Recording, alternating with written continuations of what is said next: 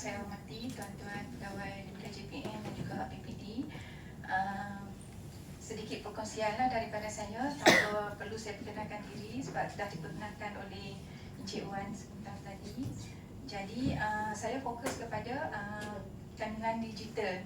Macam tadi Cikgu Syai lebih kepada pendedahan kepada program-program ataupun aktiviti yang dilaksanakan di sekolah, di peringkat sekolah.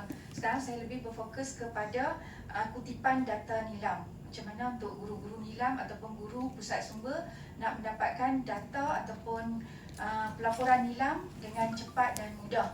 Sebab ia bagi saya dia menjadi bebanan kepada guru nilam dan juga guru pusat sumber untuk mendapatkan data dengan cepat bagi bilangan pelajar yang ramai. Bilangan pelajar yang ramai ditambah pula dengan bacaan yang banyak. So ini menjadi motivasi kepada guru-guru nilam dan juga guru pusat sumber untuk menggalakkan lebih lagi pelajar untuk membaca, sebab bebanan itu dah semakin kurang untuk kita collect data.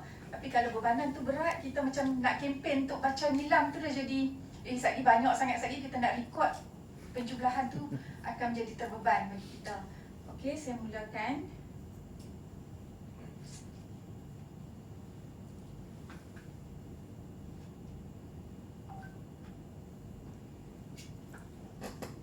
Antara kandungan perkongsian saya pada hari ini adalah berkaitan dengan pelaporan nilam secara digital dan juga sesentuh sedikit berkaitan dengan bacaan nilam bukan buku ataupun bahan digital.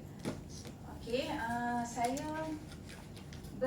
merujuk kepada surat Pekerja Ikhtisas bilangan 13/1988 iaitu berkaitan dengan program membina tabiat membaca. Saya petik perkara nombor 4 iaitu semua sekolah hendaklah membentuk mekanisme pelaksanaan untuk merancang dan menjalankan aktiviti-aktiviti membaca yang melibatkan semua murid di semua peringkat.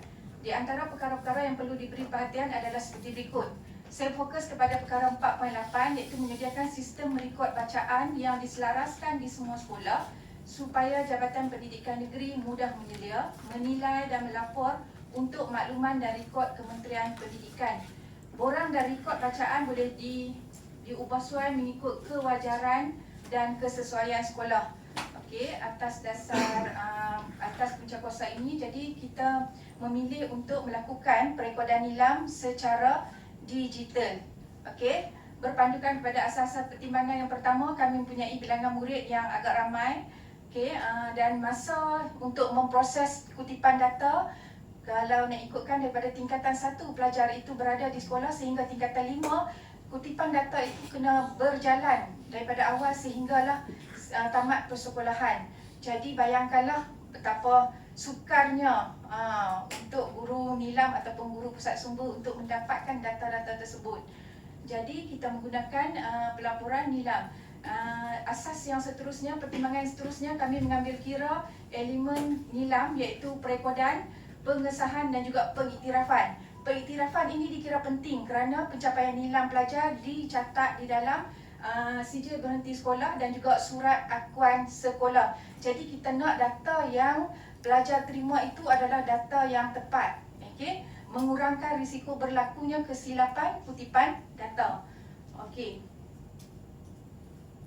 Okey, seterusnya saya merujuk kepada surat siaran pelaksanaan program nilam dan perekodan bacaan di sekolah-sekolah Kementerian Pendidikan Malaysia.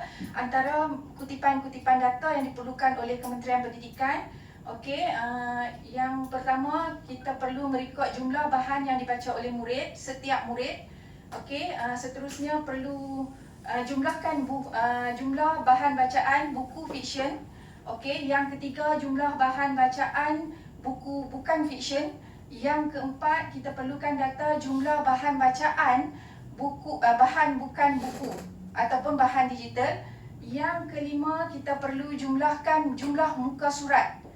Okey, jumlah muka surat yang dibaca oleh murid. Dan yang terakhir, jumlah aktiviti yang dilakukan oleh murid setelah selesai pembacaan nilam.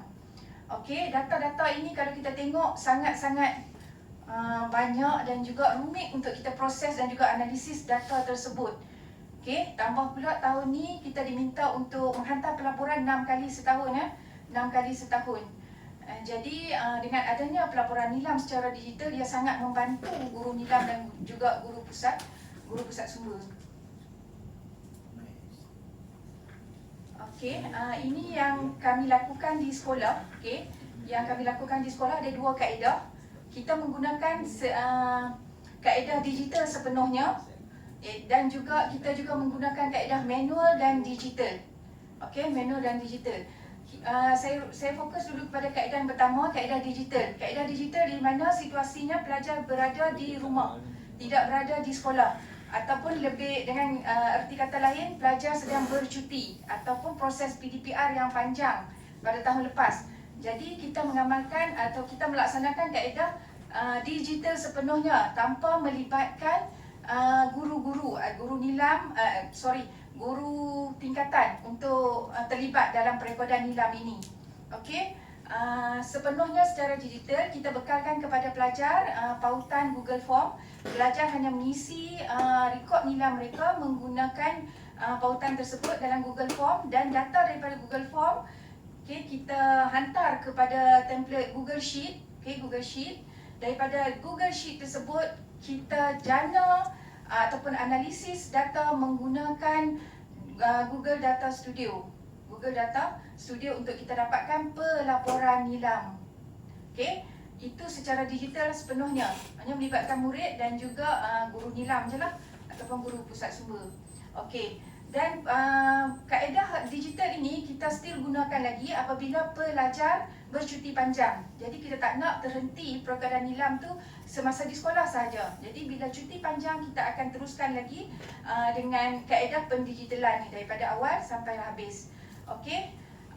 Dan kaedah yang kedua, saya merujuk kepada kaedah manual dan digital. Kita gabungkan kaedah manual, perekodan nilam secara manual, tetapi kutipan data pelaporan nilam secara digital. Itu adalah gabungan di mana dia berlaku di luar talian, di mana pelajar sekolah saya tinggal di asrama, lebih kurang 90% pelajar tinggal di asrama, hanya sebahagian kecil sahaja yang berulang. Jadi tiada kemudahan mengakses internet, coverage kita lemah. Jadi ada juga kekangan dari segi peranti. Okey, tiada gadget. Jadi kita lebih kepada buku ataupun borang nilam. Okey, pelajar merekod seperti biasa dalam buku, dalam borang nilam. Okey, dihantar kepada guru. Okey, guru kelas akan transfer maklumat itu ke dalam Google Sheet. Okey, ke dalam Google Sheet. Okey, daripada data Google Sheet tersebut, kita jana pelaporan nilam juga menggunakan Data Studio. Okey, Data Studio. Yang ini melibatkan manual dan digital, melibatkan murid dan juga guru kelas. Okey. Seterusnya, ini contoh hak digital nilam yang kita bina di sekolah. Jadi memudahkan para pemantau, pentadbir atau siapa saja untuk merujuk kepada rekod nilam. Dan data nilam ini diupdate secara automatik apabila guru masukkan data dalam template Google Sheet. Jadi data itu dia akan generate secara automatik. Okey, generate secara automatik. Kalau nak scan pun boleh scan QR code tu untuk tengok dia punya kandungan di dalamnya. Daripada hak digital ini, dalam hak digital ini kita ada pelaporan ikut tingkatan, kita ada pelaporan tahunan, kita ada pelaporan individu, kita ada pelaporan bulanan, dan kita juga ada laporan PAJSK kat situ. Okey, saya buka Okey, ini adalah hak digital nilam yang kita wujudkan di sekolah. Skrin. Dan tarik ke tepi. Macam mana dapat? Setting. Keluar dulu. Nah, Maksudnya? dia detect double screen. Escape. Macam mana dapat? Saya Tak boleh. tak pandai.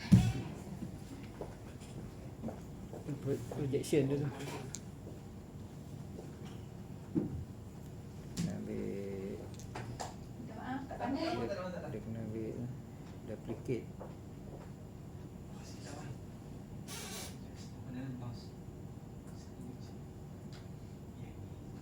Dia ni duplicate, jangan ambil extend tu. Dia ambil extend tu yang keluar. Tukar pun dah. Drag dia.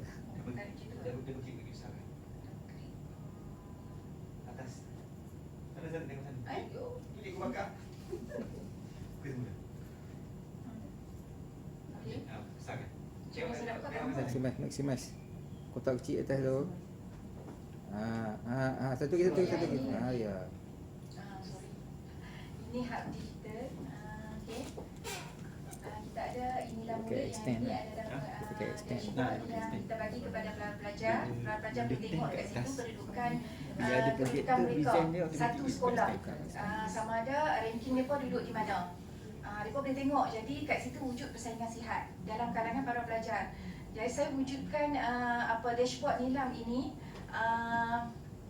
yang kita bagi kepada para pelajar sejak bulan 10 tahun lepas. Jadi saya tengok dekat situ apabila pelajar nampak, bila mereka record, mereka nampak bilangan perekodan mereka, bilangan bacaan mereka. Dekat situ satu orang kata apa keseronokan saya nampak. Mereka sendiri pun dah bagi tahu kata syoknya dapat tengok dekat mana kita duduk. Kat mana kedudukan mereka. So mereka berlumba-lumba dengan kawan-kawan. Dekat situ persaingan yang saya nampak lah. Okey, ini pelaporan mengikut tingkatan. Nak buat pancake atas studio. Yang ni kita tak bagi kepada pelajar lah. Ini untuk kegunaan guru nilam ataupun pentadbir lah. Kalau nak pantau kan, kita boleh tengok kat sini. Kalau kita nak ambil tingkatan 1 sahaja, kita tingkatan 1 kita ada 6 kelas. Setiap tingkatan ada 6 kelas. Kita boleh klik Nanti kan kita bagi untuk base tingkatan dekat 1. Pilih dia, kita akan dapat semua data berkaitan dengan tingkatan 1. Okey, ada tingkatan 1 semua rekod bacaan mereka, bukan buku, bahan digital, bahan bukan fiction ataupun buku fiction. Okey, semua total siap. Data ini kita tak payah buat. Semua dah didalam dalam data studio. Okey, bilangan penyertaan pun kita boleh tengok dekat sini. Contohnya kalau pelajar tu dalam kelas tu ada 30 orang, yang menyertainya ada 13 sahaja. Daripada 13 orang ni bilangan bacaannya 206. Dekat sini sangat-sangat mudahlah untuk kita membaca data oleh setiap tingkatan. Okey, ini rekod laporan tingkatan. Kita tengok laporan ikut kelas, kita nak tengok by kelas. Dekat sini kita boleh tengok nama siapa, pelajar mana yang masuk. Ada disenaraikan nama. Okey, katakan saya type tingkatan 3, kelas mana. Okey, katakan saya nak ambil 3 Fatuna. Contoh. Okey, dia akan naik 3 Fatuna dekat sini. Dia punya rumusan datanya. Lepas tu kita turun ke bawah lagi ada nama-nama pelajar. Nama-nama pelajar 3 Fatuna tu sahaja tu merah-merah tu yang masuk. Okey, kat sini senanglah kita nak nak tengok pelajar mana yang tak pernah buat nilam. So kita boleh teruskan pada pelajar tersebut. Kita boleh jumpa, kita boleh buat perjumpaan dengan pelajar-pelajar ni. Yang penting kita nak setiap pelajar wajib ada nilam. Berapa banyak bacaan dia, yang itu tak kisah, janji ada bacaan nilam. Lagi banyak lagi baik. Okey, seterusnya kita tengok pelaporan secara individu. Dekat sini pelajar boleh kita boleh tengok pelaporan secara individu. Nak tengok dalam tempoh mana, kita boleh pilih tempoh. Nak tengok tahun lepas punya, boleh. Kita select sahaja date untuk tahun lepas saja. Nanti dia akan bawa kita untuk data tahun lepas. Okey, contoh saya bawa juga tingkatan 3. Dekat sini saya ambil juga 3 Fatuna. Ya, bila kita pilih kelas ini, hanya senarai pelajar dalam kelas tersebut sahaja yang akan muncul kat sini. Okey. Ini senarai tajuk-tajuk judul bahan bacaan. Kita boleh trace lah kalau budak tu nak tipu ke ataupun tajuk yang sama kan, kita boleh delete. Kalau ada tajuk yang sama berulang, kadang pelajar tu dia tak perasan, kata dia dah record dah tajuk tu, jadi kita boleh delete. Tengok tajuk-tajuk kat sini kalau ada yang sama. Okey. Kat sini pun ada yang sama ni. Nanti kita boleh delete lah. Kita boleh trace benda ni. Ni tajuk-tajuk yang dibaca oleh pelajar tersebut lah. Sebanyak 200 lebih.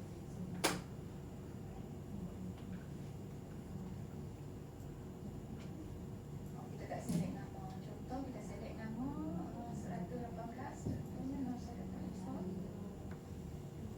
Kat sini.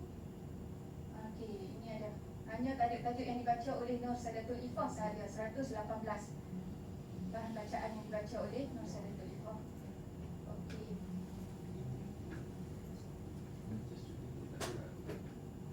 Seterusnya pelaporan bulanan. Lawan Ini minta pelaporan bulanan ni Lawan kita boleh minta. pilih bulan berapa kita nak. Lawan Bulan abang 10, minta bulan ni. 11, bulan 12 kita boleh tengok. Ni lah. Kita boleh klik sana je lah. tak ada isu mana je. Minta dia berapa kali pun. Tak payah kira. Hmm. Tak minta cik tak bilang dia boleh. Hmm.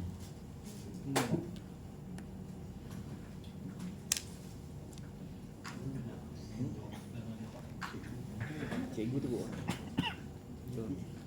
Okey, kita ada nilai Sekolah ASK. rendah tak ada isu lah. Sekolah rendah mungkin lah kan. Tapi sekolah rendah tak ada masalah. Duduk ada yang set je. Okey, kita boleh tengok pencapaian. Ada bilangan di sebelah ni. Bilangan skor ni ada sikit sajalah sekolah saya sebab kita baru bermula. Okey, kat sini kita boleh tengok skor PHSK 3 ada berapa orang bilangannya, 4 ada berapa orang, 5 ada berapa orang. Okey, ni analisa muka surat, analisa jumlah bacaan, analisa rezeki bahasa, analisa bahan. Tak apa lagi. Okey. Ada satu lah kita buat. Ini senarai nama Batu bagi pelajar kemudahan yang lagi. mendapat skor PHSK lah, ada 3 hingga 7 di peringkat sekolah. Okey, kita ada juga pelaporan tahunan.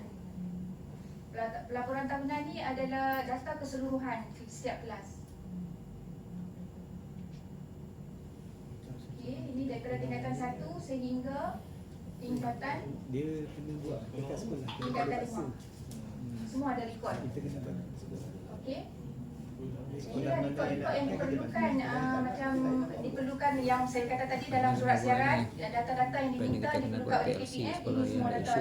Bahan bukan buku, bahan kita, bahan bukan buku, bukan fiction, buku fiction, tapi kita nak pula jumlah bahasa, bahasa Melayu, bahasa Inggeris, kita tak perlu lagi nak Kita kena mengira, nak Ada menjumlahkan. kita nak buat meet Okey. dia dengan dia orang saja orang maklum tak ada masalah.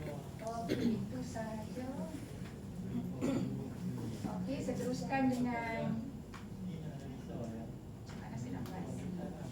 Ini mas. Tak boleh ah?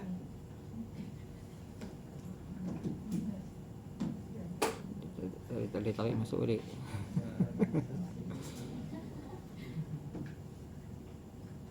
Okey, ini paparan dashboard nilam. Pakar-pakar kan?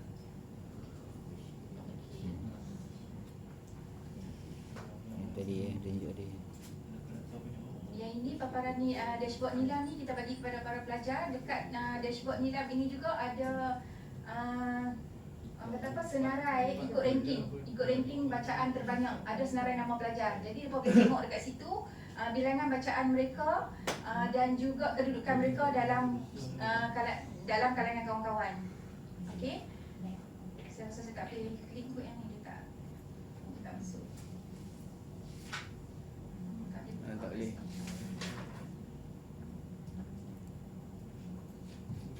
Okey. Okey, ini rekod nilam secara manual dan juga pelaporan secara digital. Okey, yang tahun ni punya memandangkan sekolah dah bersemuka, jadi kita gunakan template. Okey, template yang perlu diisi oleh guru nilam. Tadi saya kata kalau secara manual pelajar isi dalam buku rekod nilam. Jadi daripada buku rekod nilam itu guru kelas akan transfer ke dalam template Google Sheet. Ini template Google Sheet ni lah. Okey. Okey, ini template Google Sheet. Isi je, tak payah susun. Okey. Saya dah set dekat sini bulan Februari, bulan Mac, bulan April dan seterusnya. Nanti kita akan set setiap bulan bagi kemudahan kepada guru kelas untuk merekod nilam. Okey, daripada buku nilam kita transfer maklumat ke dalam template Google Sheet ni. Cuma kita ringankan sikit, tak ada tajuk. Kita guru cuma masukkan bilangan. Kalau dalam bahasa Melayu, bacaan bahasa Melayu berapa bilangan dia, guru kelas akan masukkan. Bacaan dalam bahasa Melayu berapa, dia masukkan angka. Tak masukkan tajuk. Sebab tajuk kita kekalkan, rumusan, sinopsis apa semua kita kekalkan di dalam buku. Dah ada rekod dalam buku. Jadi kita masukkan data tu saja. Okey, guru akan rekod dekat katakan data bulan Februari. Guru akan pilihlah kelas mana dia mengajar. Okey, katakan dia mengajar kelas tingkatan 2 amanah. Tak boleh. Internet kot.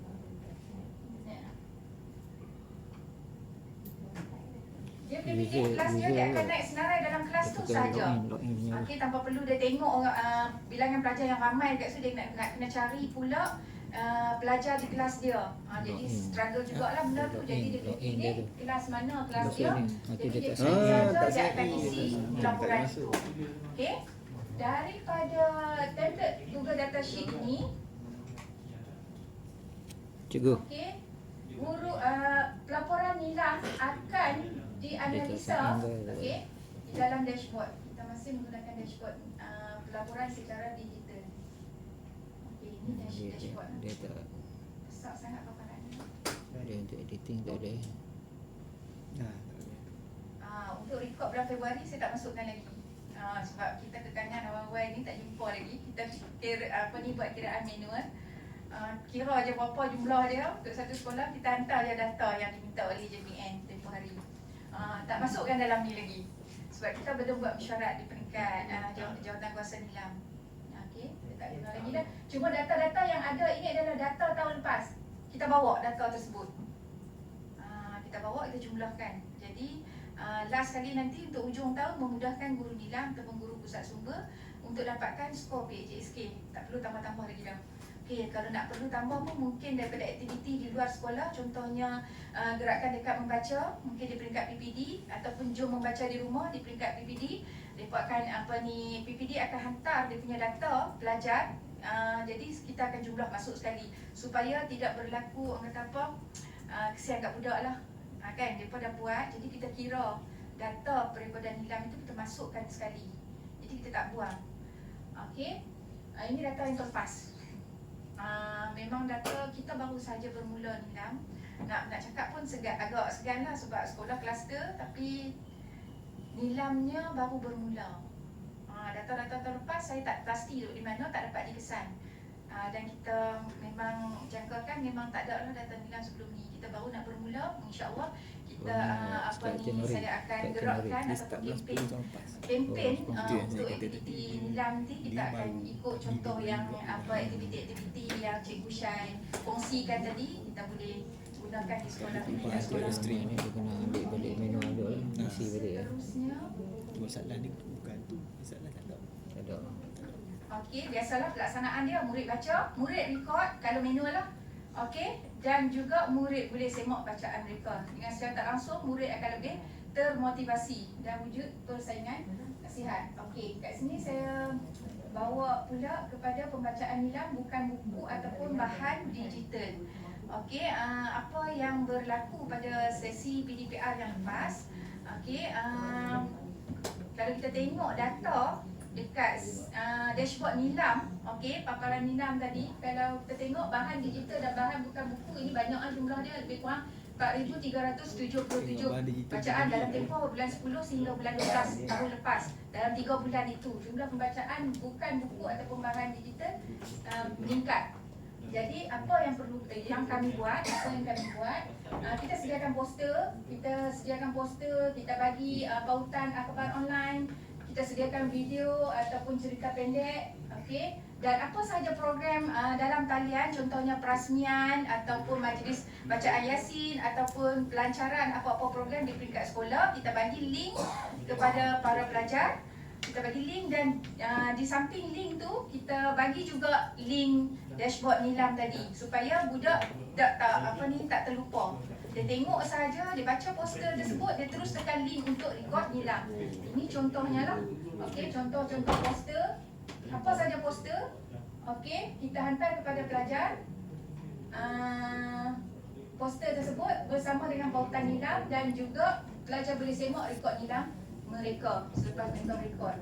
Okey, ini contoh program sekolah lah. Kita buat majlis pelajaran hak digital semua. Kita bagi juga pautan nilam untuk belajar rekod. Okey. Itu amalan dia. Okey, last lah, tak sampai sejam. Okey, ini antara impak amalan baik ini kepada murid.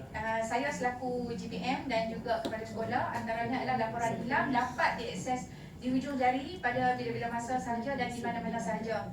Okey, saya duduk di sini pun saya dapat tengok apa ni pelaporan tersebut.